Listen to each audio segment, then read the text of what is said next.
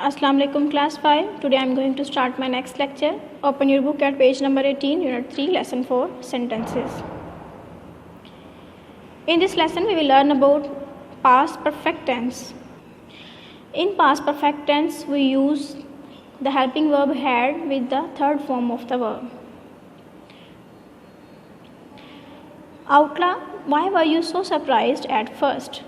Friend, because I never see. You have to change this verb that is in bracket into past perfect tense. I had never seen a giant before. Outlaw, when did you realize that the giant was two outlaws, one on top of the other? Friend, after the bottom half of the giant had started laughing, after the giant had looked at the audience for a time, he fell over and lay on the floor without moving. Outlaw, did the giant manage to get up at once? Friend, no, because the top half of the giant had hurt his arm. Outlaw, why was the cat so angry?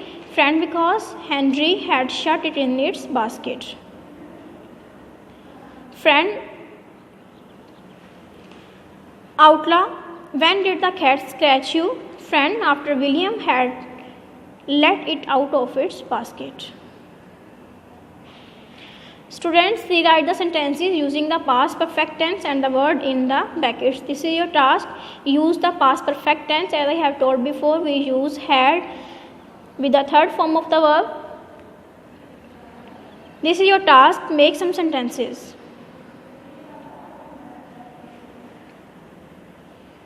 Grade 4 in exercise number 3. These past participles are the same as the simple past forms. Make a short sentence with each one. You have to make the sentences by each of these words. Here are the sentences of this chapter. Bought, my mother bought a gift for me.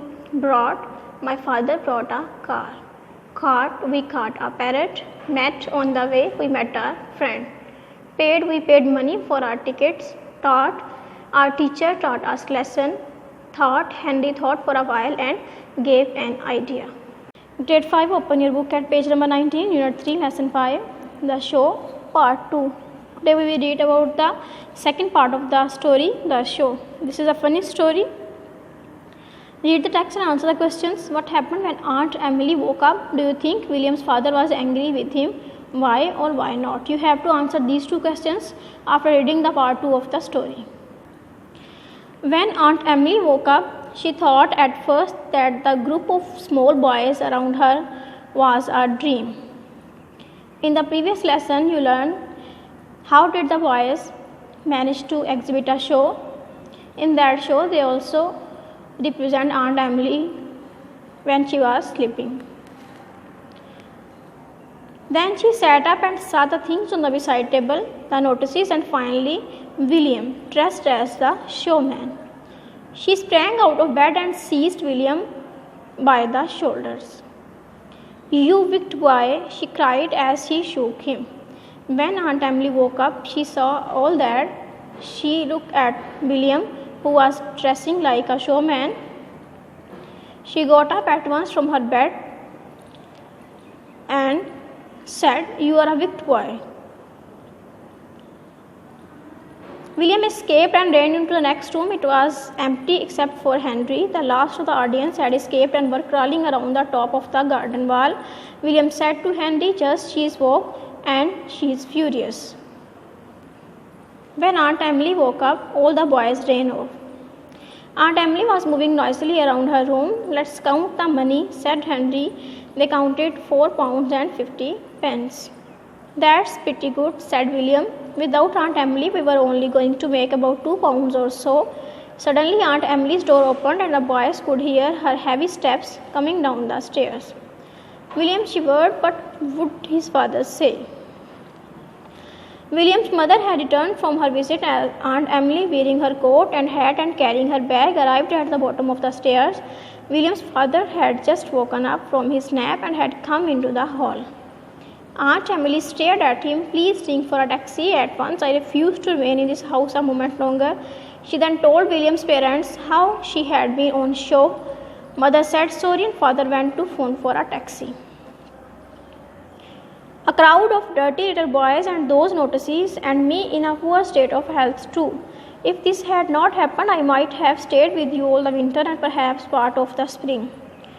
Father wiped his forehead, mother said sorry again, and Aunt Emily went off in her taxi. William, father shouted up the stairs. William went downstairs, still in the dressing gown, with half a moustache on his face. Is it true what your aunt said? William looked into his eyes and suddenly became hopeful. Father was not a good actor. Yes, he said. That was very wrong, said father. That's all. Something small and hard was put into William's hand as he started to run back upstairs. That didn't take long, said Henry, surprised when William entered the bedroom. William opened his hand and showed Henry what his father had put into his hand. Look, it was a shining £1 coin.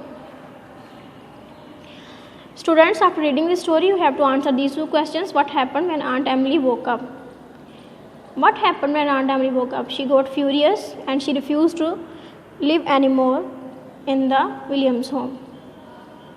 Do you think William's father was angry with him? Why or why not? No, his father wasn't angry with him. He was pleased because they all want to get rid of Aunt Emily. Students, here are some words and meaning from this chapter. Dressed, wearing clothes, escaped, run away, furious, angry, stared, looked angrily, shouted, screamed, or loud cry. Now here are some sentences. Woke up, William's father woke up from nap. Escaped, Henry escaped from Aunt Emily's room. Furious, Aunt Emily got furious. Returned, we returned home yesterday. Shouted, Aunt Emily shouted loudly. Wiped, William wiped out his forehead. Students, you can also make some sentences. Take the easy words from this chapter and make sentences by your own. Grade 5. Now in your creative writing, this is a story.